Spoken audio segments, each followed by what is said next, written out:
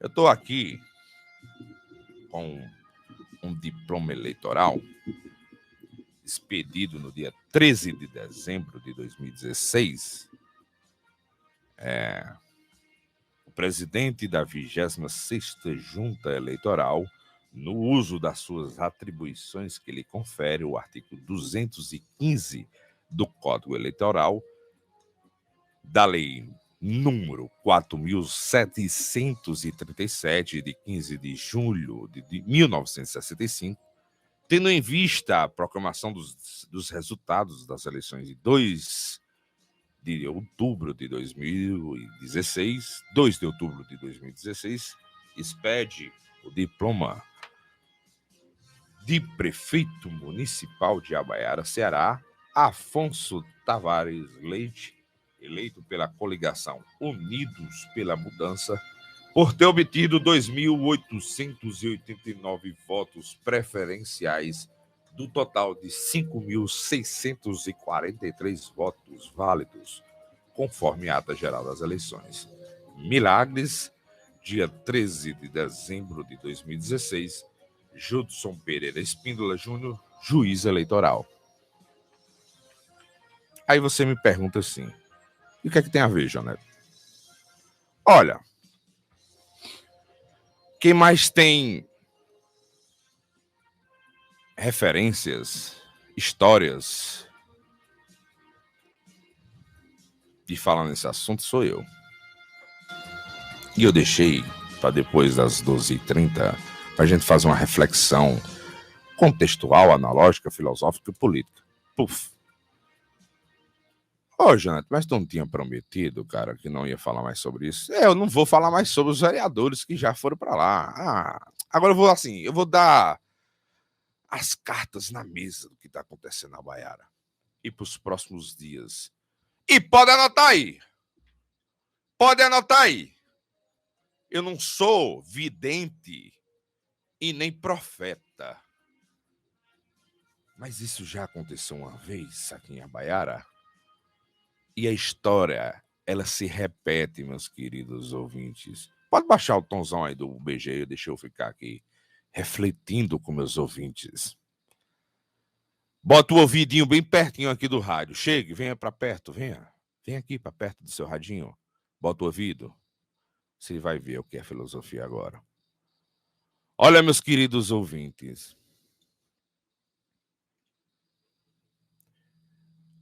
Quando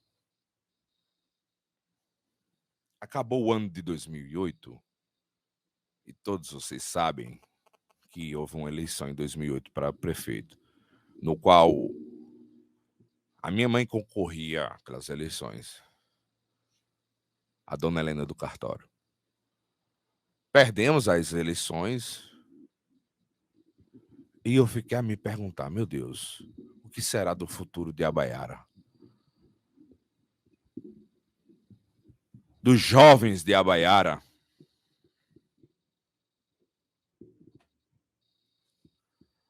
Eu vejo tanto amigo meu indo para São Paulo,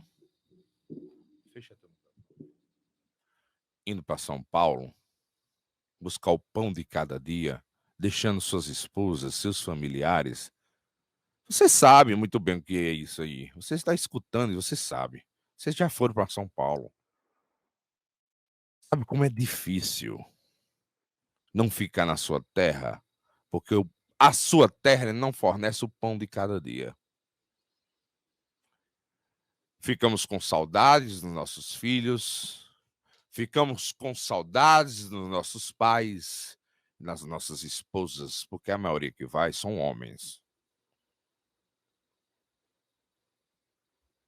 Então, acabou o ano 2008 e a perspectiva política naquela época era desastrosa. A Baiara passava por uma época de política administrativa que ninguém respeitava. Nossas cidades vizinhas tiravam onda com a nossa cara, nós baiarenses. Ah, tu é da Baiara? Vixe! Tu é da Baiara? Vixe Maria! Ok, me diga uma coisa, tu não passou por isso? Claro que passou. Nós tínhamos vergonha de dizer que éramos abaiarenses.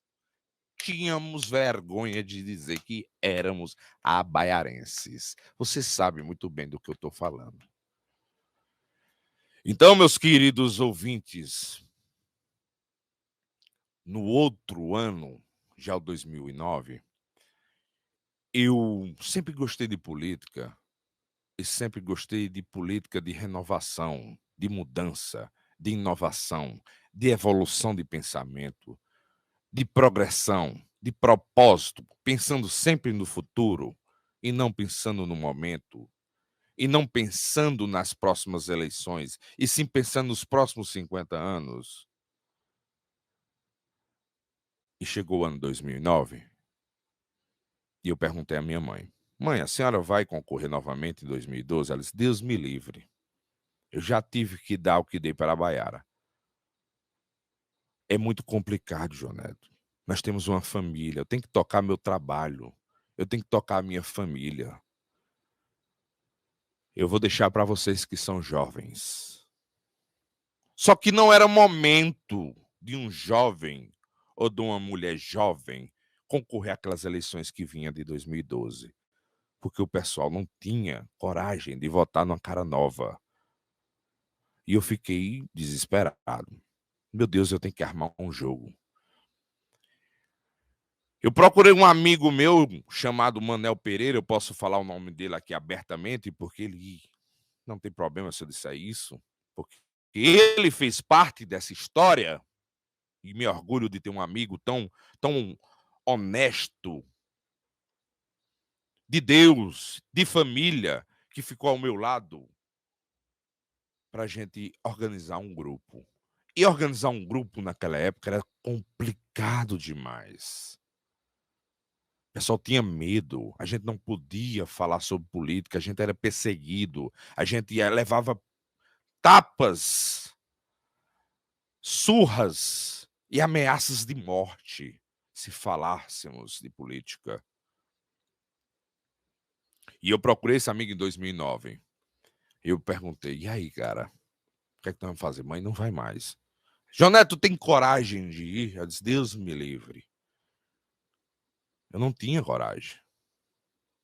Eu não tinha coragem, meus queridos ouvintes. E ele disse: só tem uma alternativa. Eu sei a pessoa que vai, João Neto. E a gente fomos na casa dele. E é isso aqui o que eu estou falando para vocês com o diploma na mão, o Afonso Tavares. A gente foi na casa dele, em final de meados de 2009 já, e começamos a colocar na cabeça dele de que ele era a verdadeira pessoa a nos liderar e fazer essa verdadeira mudança em Iabaiara. E quando ele aceitou, demorou para ele aceitar. Já estávamos em 2010. E quando ele aceitou, ele disse: vamos tocar o barco agora. Trabalhamos 2010 todo. Chegou o ano de 2011 e já estava bem dialogado que não iria ter candidato único, não iria ter candidato único, e o prefeito daquela época, ele podia concorrer à reeleição. Então, montamos o cenário para 2012. Chegou o ano de 2012.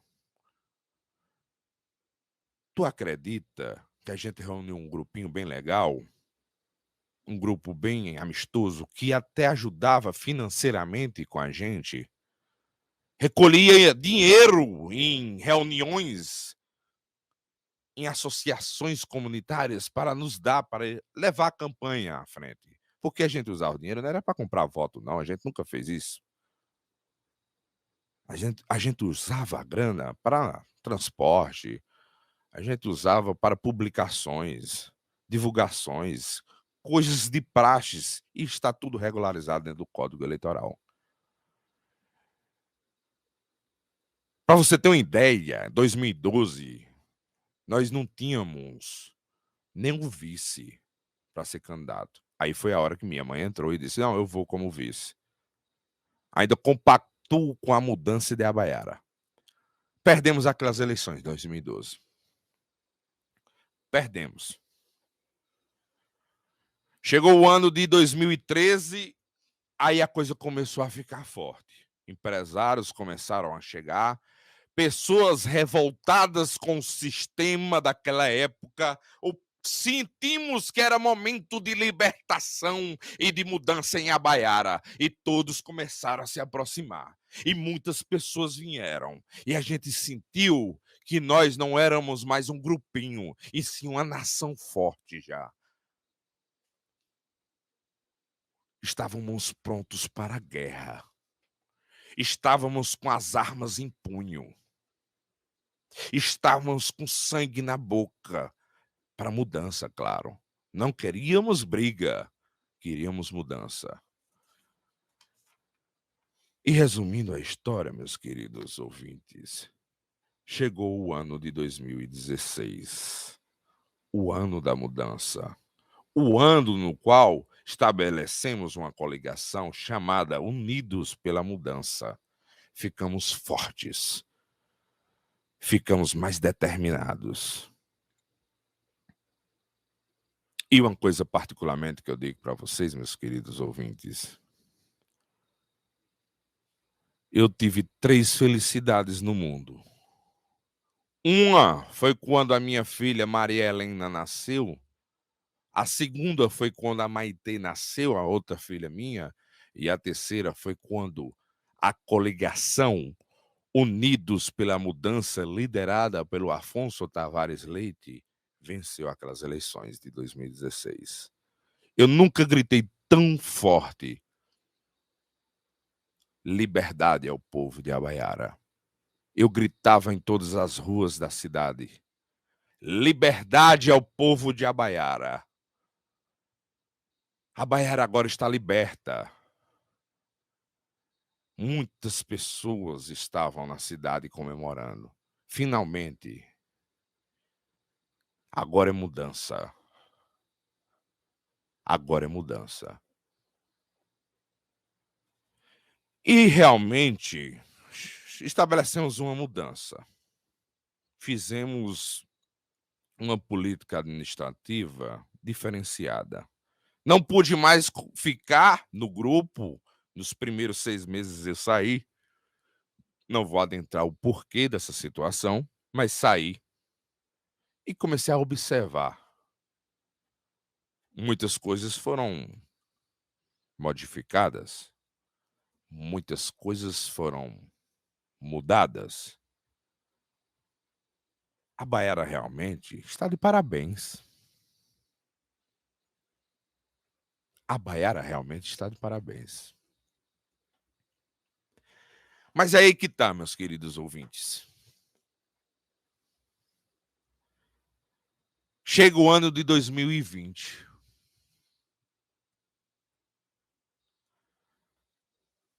Estão a disputar uma eleição entre 2 pessoas. Um, que era a mudança de Abaiara, que não fala mais em mudança, e sim reeleição. E o outro, um jovem, que se propôs a ser candidato a oposicionista, claramente com grande coragem, e que o prefeito atual, ele achou que tinha que unir mais forças para poder vencer daquele jovem.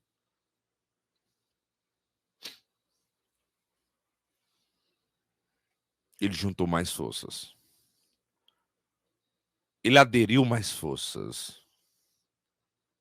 Não me pergunte como, nem quanto, nem como. Que eu não sei dizer isso agora. Mas ele aderiu mais forças. Venceu as eleições de 2020.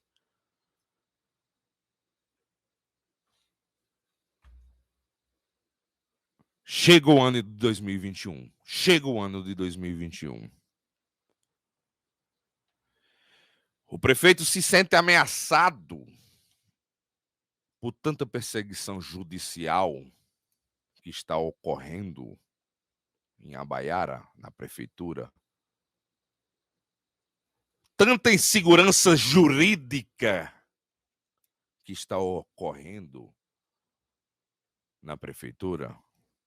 E ele se sente ameaçado, de certa forma, e tenta bolar uma outra estratégia política. Os vereadores aderem para ele. Os vereadores oposicionistas, como eu já relatei nesse jornal durante quase 2 meses, esses vereadores aderem para ele. Não me pergunte quanto, como e quando, que eu não vou dizer agora. Mas eles já aderem. Então o grupo do atual prefeito se fortifica de uma maneira que ele se torna invencível.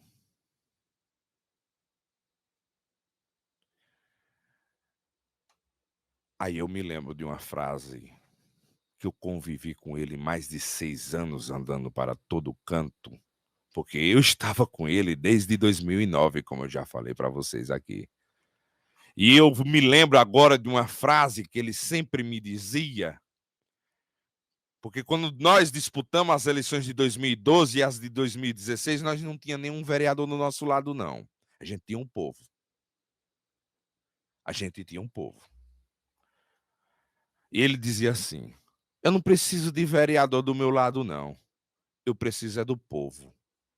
Sabe por quê, João Neto? Porque quando os vereadores estão tudo unidos com o prefeito, eles estão roubando. Quando os vereadores estão unidos com o prefeito e comem num tacho só, eles estão roubando. Essa frase fecha a áspera dele. Não é minha. É do prefeito. Não é minha. E você disse isso em mais de um canto, não só foi para mim, não. Muitos dos ouvintes agora que estão nos escutando sabem dessa frase, porque você disse isso abertamente. Então não venha dizer que a minha frase é sua. E isso na questão contextual política, todo mundo sabe. Quando todo mundo está unido, só o povo perde. Então, meus queridos ouvintes, aí vocês perguntam a mim, quais serão os diagnósticos futuros? Eu lhe respondo.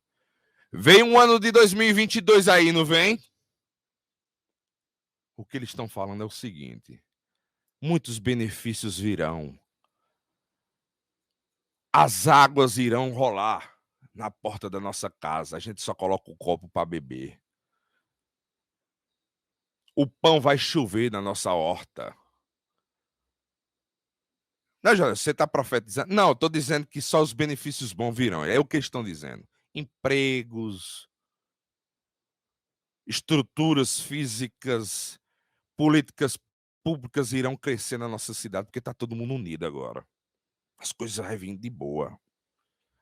Será uma felicidade total o povo de Abaiara agora. Que é isso? Eu me lembro um ano que foi todo mundo unido também. E sabe o que foi que aconteceu, meus queridos abaiarenses? Decadência de 20 anos. O povo sofrendo durante 20 anos. O povo saindo da sua cidade para ir para o sul, para buscar o pão de cada dia, lá fora e não na sua cidade. Aconteceu isso. 20 anos até a gente vir e pregar a mudança e destruir o sistema que era ditatorial em nossa cidade. Ou vocês vão dizer que é minha mentira? Eu estava lá, participei daquela luta. Eu juntei a turma jovem naquela época. E sabe o que foi que vocês fizeram? Meus queridos ouvintes, escutem. Sabe o que foi que eles fizeram comigo? Usaram e abusaram e depois chutaram o pé da minha... Para não dizer outra coisa. Eles fizeram isso comigo. E eu sei, meu querido ouvinte, que você está escutando e dizendo, fizeram isso comigo também. Fizeram isso comigo também. É. Não só foi comigo, não. Aí tem outro que está escutando aí, está dizendo assim, bem feito. Bem feito. Não é assim não, meus queridos ouvintes. O que devemos fazer para 2022, 2023, 2024, os próximos 10 anos? A força jovem abaiarense, ela deve se despertar. O povo de Abaiara deve acordar. Nós devemos nos libertar, porque eles estão formando uma oligarquia política, um reinado. E reis já passaram. Os reis hoje não é bem-vindo nas comunidades, nas nações, porque eles são soberbos. Eles são soberbos. Quando uma pessoa detém de todos os poderes, ele pisa no povo. Ele pisa no povo. A vontade de vocês, meus queridos ouvintes, tem que se prevalecer sobre a deles.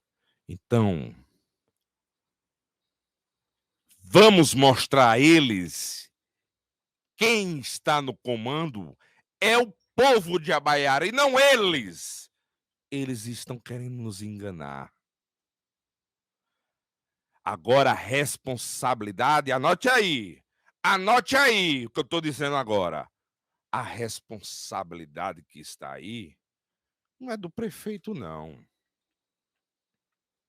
Anote, para depois dizer que eu esculhambei com ele aqui. Não estou esculhambando com ninguém, não. Estou fazendo uma analogia filosófica da situação política.